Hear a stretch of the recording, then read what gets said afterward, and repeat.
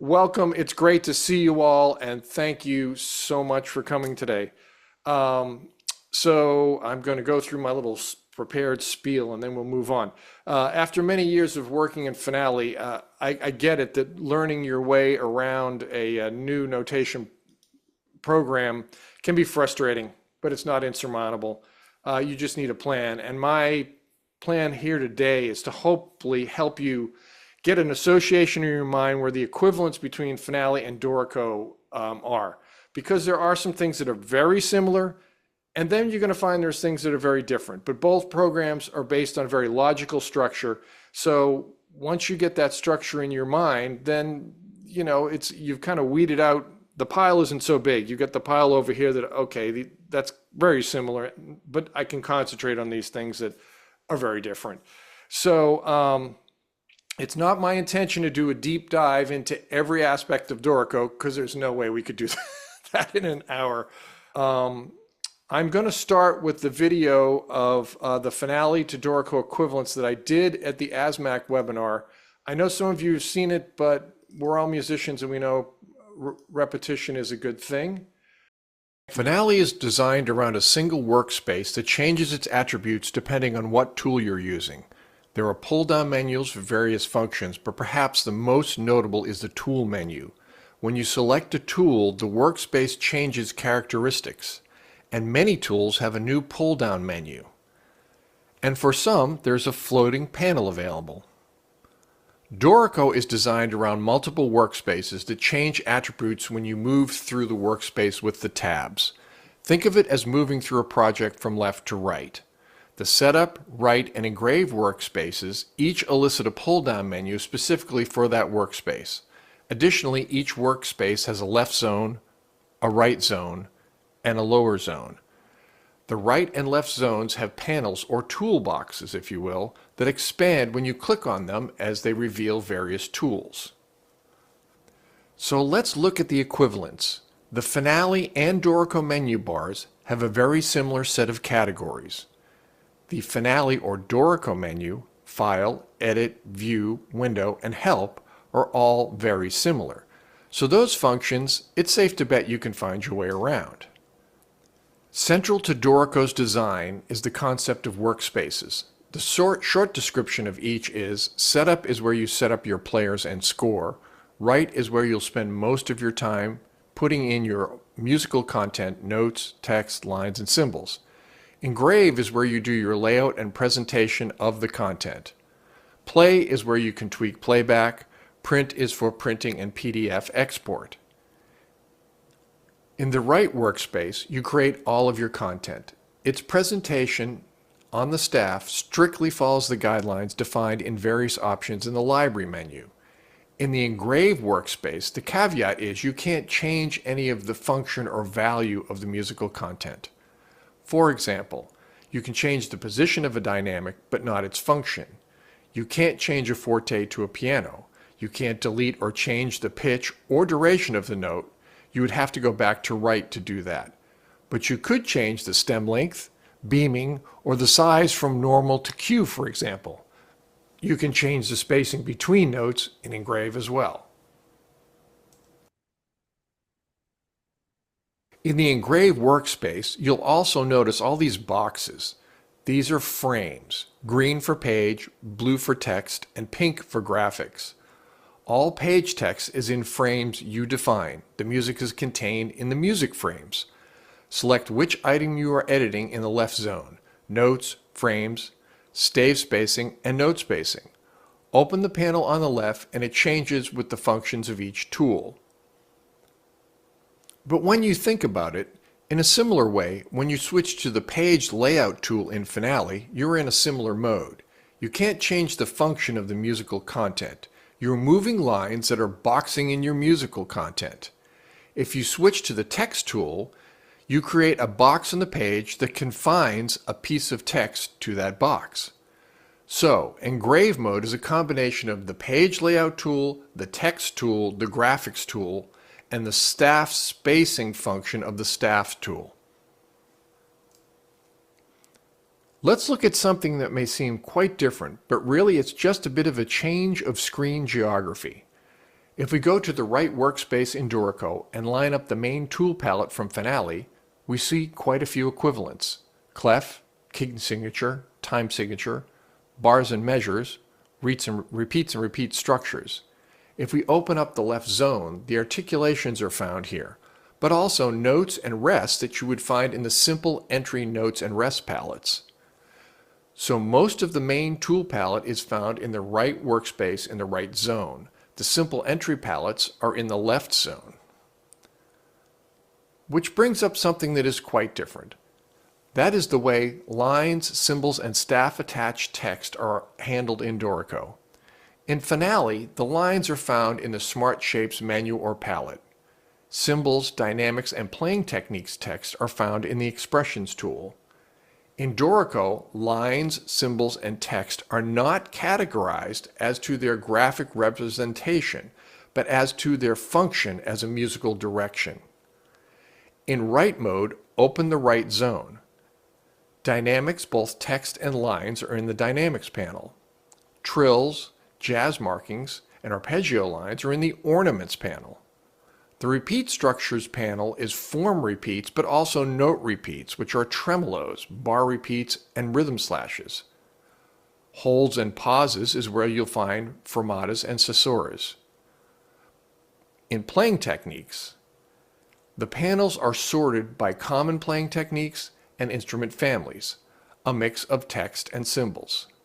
The Lines palette has the rest of the miscellaneous lines, both horizontal and vertical. Oh, and this one may seem odd at first, but give it some thought. 8VA and 8VB lines are in the Clefs panel. So put that post-it note on your computer screen to remind you to start thinking of lines, symbols, and staff-attached text as playing directions and not graphic symbols. For chord symbols and lyrics, it's over to the right menu, Create Chord Symbols, or Create Lyrics. These both have similar input methods to Finale. For lyrics, select a note and invoke the popover, or select the Create Lyrics from the menu and start typing. Chord symbols can be typed in or played in from a MIDI keyboard. Beyond that, Dorico handles both very differently. I suggest you watch Anthony Hughes' great videos on both these subjects. Remember, the chord symbol and lyric tool equivalents are in the Create menu. The Finale MIDI audio menu is covered in the Play workspace in Dorico, and then some. The Dorico Play workspace is more similar to a DAW than any notation program. There's a lot here, but that's for another time.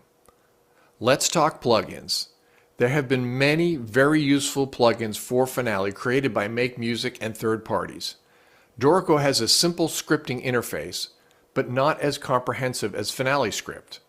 But many of the tasks handled by plugins in Finale are handled efficiently in other ways natively by Dorico. Also note, in the Dorico script menu, there are commands that allow you to create your own macros. It can be very handy. A biggie in the Finale window menu is the Score Manager. The file info side is found in the File Menu Project Info of Dorico. By the way, text inserts in Finale are called tokens in Dorico and function the same way. The functions of the instrument list in the Score Manager are handled in the Setup workspace in Dorico. Step time note input?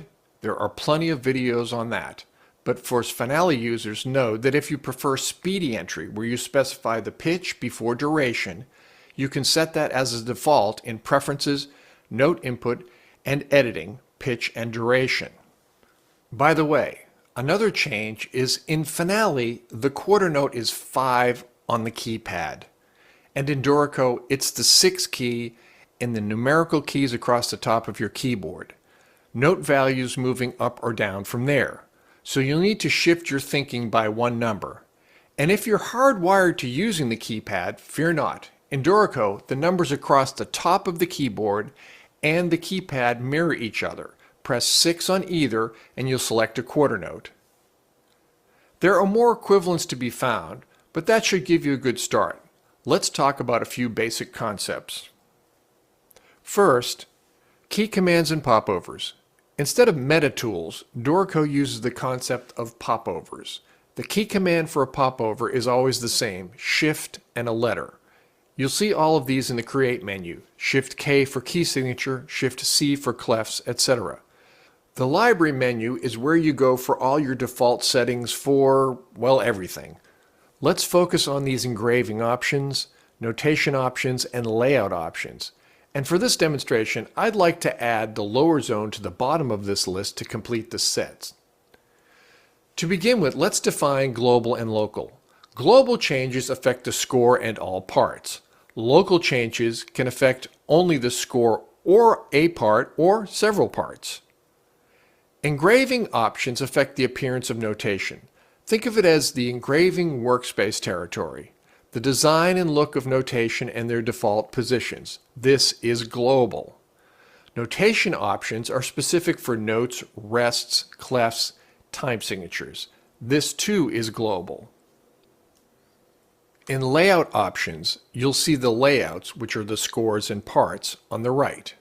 On the left is a list of settings. What these settings affect depend on what you select on the right. For example, if we want to change the page size of all parts and the score to A4, select All on the right, go to the Page Setup, Page Size, select A4 and click Apply. This is a global change. Want just the score to be tabloid? Select just the score on the right, click Tabloid, click Apply. This is local. Let's go macro. In the Engrave workspace, open the lower zone. Here you can make all sorts of one-off changes. Notice you have the choice to set the properties locally or globally. So if you are editing a part and set it to locally, the change is in that part only. Set it globally, and it changes in the score and the part. There are many other Dorico concepts you will need to learn along the way, like the system track, instrument overlay, signpost, and regions for chord symbols, etc. But that is for another day. To wrap up, here are 4 tips that I have found helpful with this learning process. Number 1, the jump bar. Type J and the jump bar magically appears. Command will allow you to execute commands. Just type them in. Go to will take you to a page, bar number, rehearsal mark, or flow. So that's the overview. Now we're going to go into deeper on each of these subjects. The first one that I felt like I kind of glossed over a little bit was the Engrave workspace. A little bit more in depth on the difference between write and engrave. In my shorter, earlier presentation, I didn't really show it well.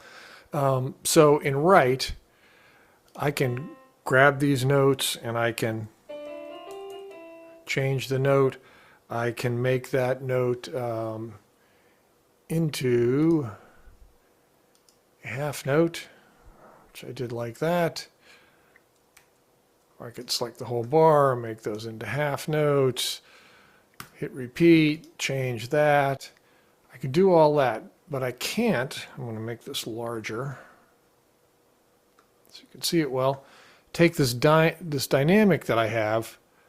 I can't tweak it just a little to the left or the right. If I drag it, it's going to snap to the next note. And if there wasn't a note there, it would snap to the next bar. Now I can go to lower zone, select it, and play with the beat relative position and the text alignment a little bit here, but it's still not doing exactly what I want. Okay, so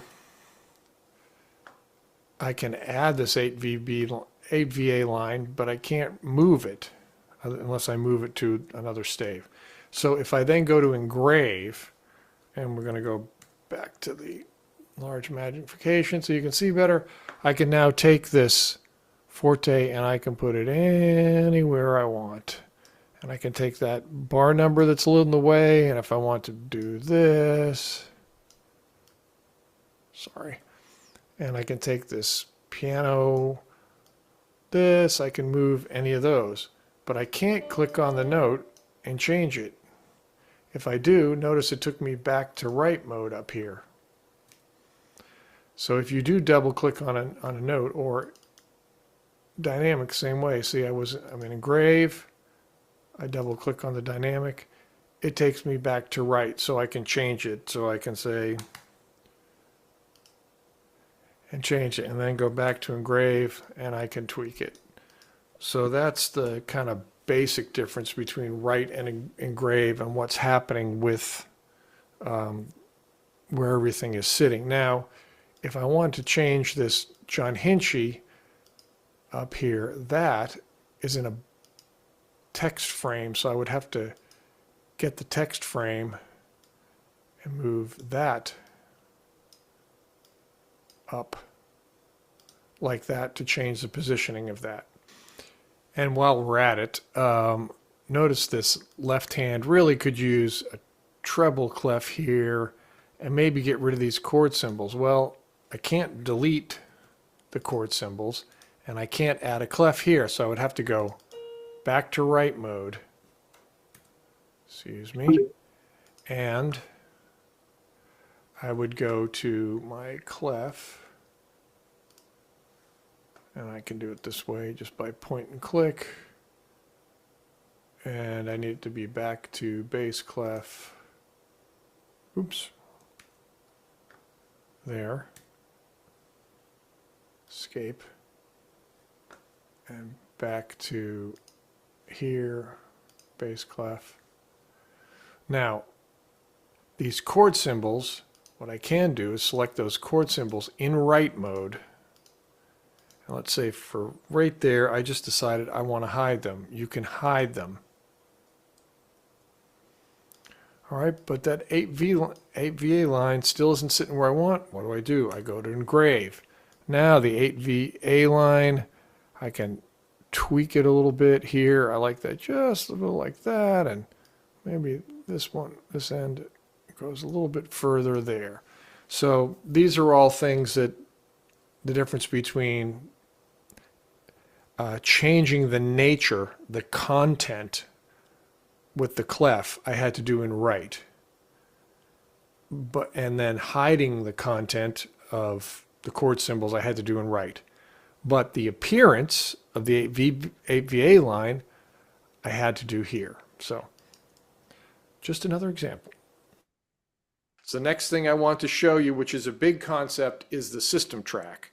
The system track appears when you press Opt or Alt T. It is for making system edits, such as cut, paste, insert, transpose, and more. You select the region and press this button to select the bars, which will select everything in the system. You can press on the trash can to delete.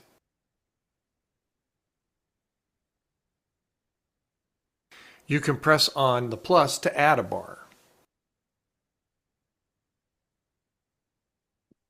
After selecting the region, you can copy with Opt-click or copy and paste. For insert, you go to the insert mode and set the insert scope to global. Then Opt-click to insert. Don't forget to turn off insert mode when you're done. The next thing I want to cover is the instrument filter overlay. This is really handy with the big scores. Instrument filter overlay. This is like staff sets in Finale.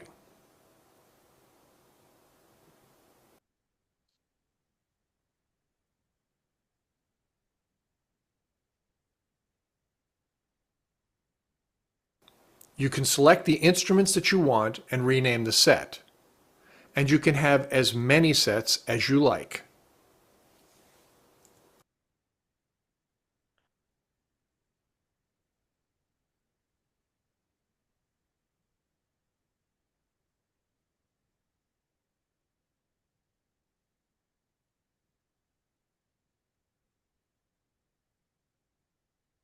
Okay, we're going to talk about now about the signposts. Signposts. You may have opened up a part and seen all these little flags and wondered what the heck they are. Those are signposts. So if you go to View, Signposts. Now signposts are great for troubleshooting. They flag you as to when all these different things are happening. I suggest adding a keyboard shortcut to turn them on and off. Next on my list, there's an expanded note input video. So this one's a little longer, but it goes through a number of the ways to get notes into your score. Note input. It can be MIDI or keyboard entry. The basics are select a bar and do the popover Shift N, or just hit return or double click. The default is very much like simple note entry. You can use the number keys or the left zone to select your note values. You can do speedy note style entry either temporarily in the left zone by clicking on this, or go to Preferences, Note Input, Pitch and Duration, and set it as a default.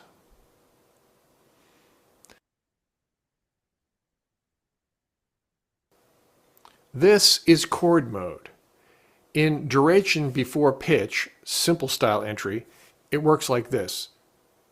When it's turned on, you can stack up notes without moving the caret onto the next beat. But obviously, you can't use it in speedy note style entry. But if speedy note style is your default, there's no reason not to leave chord mode on all the time, and then switch back to simple style entry, stack your chord, and then go back to speedy style entry.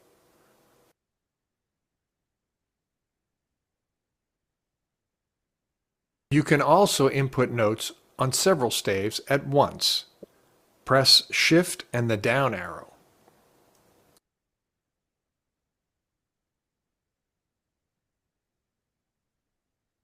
Explode and reduce work like explode and implode in Finale.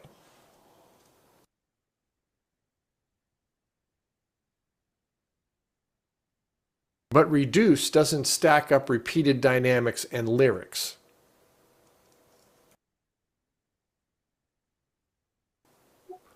When inputting notes, think of them as events or the absence thereof, similar to a DAW.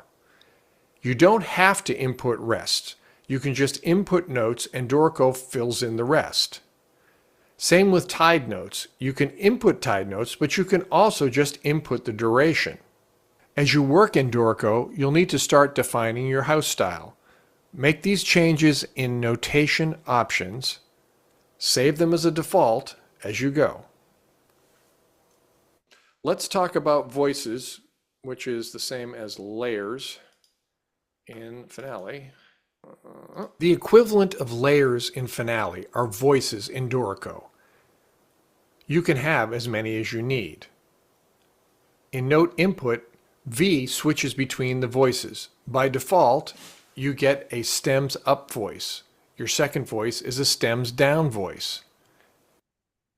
If you accidentally put the notes in the wrong voice, it's easy to fix.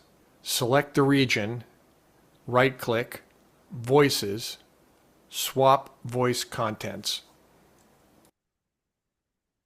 To add a slash voice, it's Opt-Shift-V.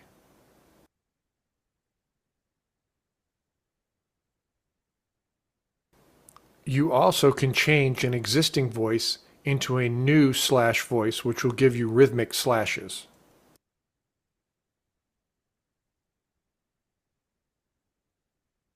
Okay, the next one is drum sets. We're going to talk a little bit about drum set notation.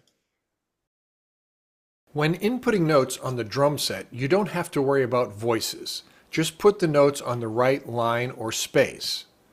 Notice that I like the snares with the stems up, but we can change that. Go to the Setup workspace, Drums, Edit Percussion Kit. Here you can set your stems up or down for any note on the drum kit, add instruments or slashes, and even change the note heads.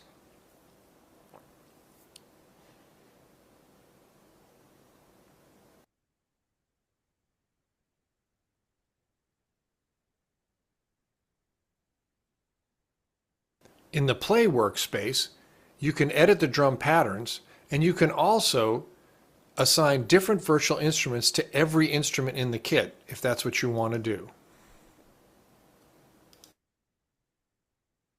But I will go through a bunch of things about chord symbols that you need to know and hopefully clear up some of this confusion that I've seen. Several people on Facebook said, I just put chord symbols in and now they're on every instrument in my big band score. What has happened? I'm going to explain that.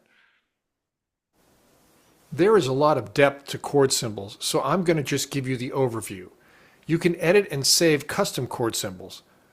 But first, I would suggest you go to Engraving Options, Chord Symbols, and find the system closest to your house style, and then start to edit the outliers. You can type chord symbols in or play them from MIDI keyboard.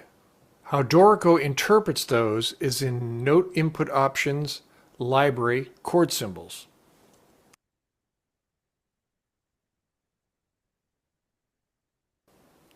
You don't copy and paste chord symbols as in Finale. Chord symbols appear on instruments as assigned. To avoid confusion with the terminology here, remember there can be several instruments assigned to a player on one layout or part. So a player may play, for example, piano and tenor saxophone in the same arrangement. The piano would be a rhythm instrument and the tenor sax would not. With that in mind, go to Setup, Instrument, right-click. And there are all sorts of options here for the chord symbols. Show in parts or score. Show for instruments, meaning all the instruments held by that player, so both the piano and the tenor sax in our example. Show for rhythm sections only, keys, guitar, and bass, but not the tenor sax. Show for chord symbol and slash regions. More on this in a minute. Hide for all instruments. When you input chord symbols on any part, they appear on all the parts designated to show chord symbols. If you add, delete, or change a chord symbol, it's reflected in all the parts. If, for example, you have a sax part with a solo, you can add slashes and the chord symbols will appear. If you have a notated passage in that sax part and you would like to put chord symbols over, say, a suggested melody, you would need to apply a chord region. You can have alternate local chord symbols. So in other words, maybe the piano part has different chord symbols than the guitar part. Type Shift-Q, type in the chord, then hold down Opt or Alt and hit Return. To put it into a lock mode where you can put a series of chord symbols, press Option or Alt L. You can transpose chord symbols only but not the notes by selecting or filtering the chord symbols and then go to Right Transpose. The system track is good for filtering large sections. Let's talk about doubles and autus. When it comes to instrument parts with doubles, this is another thing you have to think of quite differently in Dorico. Instead of using a staff style to indicate which notes on the staff are going between, say, a tenor sax and a flute, you actually will add the instruments to the player. So if we look here in Setup, Reed 3 has the flute 3 and tenor sax 1. So I've added the flute staff and the tenor sax staff here. And then all I had to do was write the tenor sax notes on the tenor sax line. And in the end here, when he goes to flute, I added the flute line. And then if you notice on the part, Reed 3, it was all instantly condensed, and it has the 2 flute mark here. If you would like to condense the score, so for instance these 2 flute parts in Reed 1 and 2 are on one stave in the score, again you have to think of it differently. Where in Finale you would put both parts on one stave and then do a mechanism that creates 2 parts. In this instance, what we're going to do in Dorico is have 2 separate staves, and then we're going to go to Layout and we're going to go to Players, and on the bottom of Players is Condensing. Now when I enable condensing, it will look at all the similar instruments and condense what it can. So if we hit apply and close. Now I have the instrument filter overlay on here, but that's not why you're not seeing it condensed. It will not condense in the galley view. You have to switch to score view to see it. And as you can see, it condensed flute 1 and flute 2. And it even put the A2 marking in when there were two of them to a part. And down here, when we go to some two parts, it puts all those in. And then here at the end, where I had the interlocking, it actually has 1 and 2's down here, and then 1 is up and 2 down here. Came out rather nice. Now, below here, where we have the trombones with 3 to a stave, maybe that's not the way I want it. This is a solo trombone piece. So if I go to Layout, I can exclude all the trombones from condensing and hit apply. But maybe I've decided the trombone 2 and 3 should be condensed. I go in here and I do custom group, and I'm going to select trombone 2, trombone 3, OK, apply, close, and now trombone 2 and 3 are condensed to one stave. Okay, I've got one more video to share, and this is on lyrics.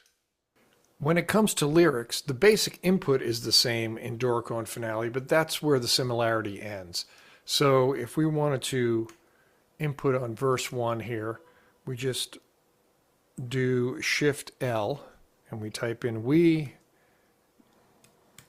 and we would go along. Now, if we wanted to go to line 2, Shift L, and I'm going to press the down arrow on my keyboard, which brings me to 2, they. Okay, and so the other interesting thing about lyrics is if we open the bottom panel and we select the first letter here, we can say show verse number, and this will say 1, show verse number, this will say 2. Now, on notation, since it's going to be sung the same both times, we can call that a chorus. And if you click on chorus, I have to excuse that. I'm going to filter all the lyrics here. Now click on chorus. It comes in on a chorus layer. And if you wanted to do that from the beginning, let's just filter and get rid of notation here. If I was an L and I typed an up arrow and I typed no, te, shun, and then the space bar, it would automatically make that a chorus. For lyrics above, click on the note, Shift L. Now hold down Shift and up arrow. Now above, etc. Okay, but wait, there's more. I'm going to get rid of those.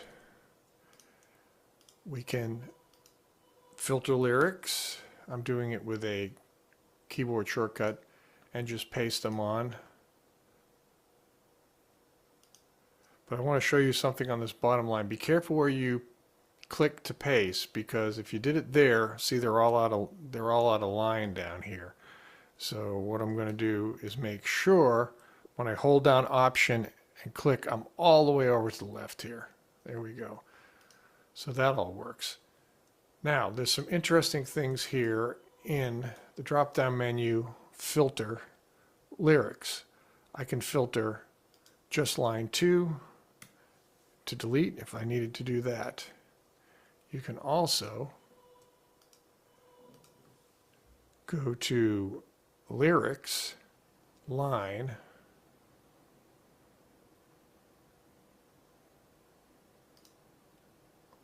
and swap the lines, which is kind of interesting. So things are very flexible with the lyrics. No dragging them up and down by the little triangles, unfortunately. In write or engrave, if you select on a syllable and you go down to the lower zone here, you'll see that you can affect the text alignment. So let's say I decided I want to align that left, or maybe more right. Maybe that syllable sits a little better more to the right. We can affect that here. Now, if you want the whole line to move up or down, you're going to have to switch to engrave mode. And you're going to grab this little handle, and it will move the whole line. And there will be same thing here. We can move that. So that's the basics on lyrics. Oops, wait. Two more cool things. So if I select here, and I am going to filter using the filter here for lyrics in line 2. Then I'm going to go to Edit, Notations, Lyrics, and I'm going to do Edit Line of Lyrics. And then I could do They Scream at Finale and change that there. And we could select the whole thing and go to File, Export, Lyrics, and save. I had done that earlier, so that was just a test run, but here it is. Now you have a text file with all your lyrics. Pretty nifty. Before we get to questions, I do want to say that I really hope this framework has given you what you need to maybe start wrapping your mind around Dorico. But if not, and you feel you need more help, I'm offering a 4-week online interactive Zoom course called Finale to Dorico Fundamentals. It's starting this Sunday, September 15th, and it's going to meet at 12 Pacific, 2 Central, 3 Eastern. Each session will be 2 hours long for a total of 8 hours. I found the best way to learn a new software program and build confidence is a project-based approach. So my goal for those taking the course is to enable you to build a foundation of knowledge of what is where and the fundamentals of Dorico, building off your Finale experience, so you don't feel so lost in this new environment. I'm going to create a short score with vocals, small horn section, and rhythm section, and it's going to have all sorts of landmines that we're going to go through to learn all these different concepts. We'll go through all the steps to create the score from blank Dorico project to completed score and parts in an audio demo. This way, you're not just learning abstract concepts, but you're learning them in relation to the process of arranging and orchestrating. You learn where to go to create what you need, and more importantly, maybe where to tweak what you've created to get it to look just the way you want. Every week we'll do weekly Q&A. You'll get a PDF of the original score as a guide, and then score templates updated weekly. And we'll make some custom score templates and drum templates. I'm going to keep updating this Finale to Dorico spreadsheet. There'll be homework on each phase of the score. I'll have a class Google document. You can post questions through the week that I can gather for the next class. And I'll also have a Slack channel, so if you want to interact with some of the other people taking the course to talk about the course. And the course will be recorded and available for 1 year online after your completion of the class. I'm going to wrap this up. I just want to say again, thanks everybody for being here. If I can be of service to you or you want to take the class, please do give us a holler. But good luck, everybody. Write some great charts.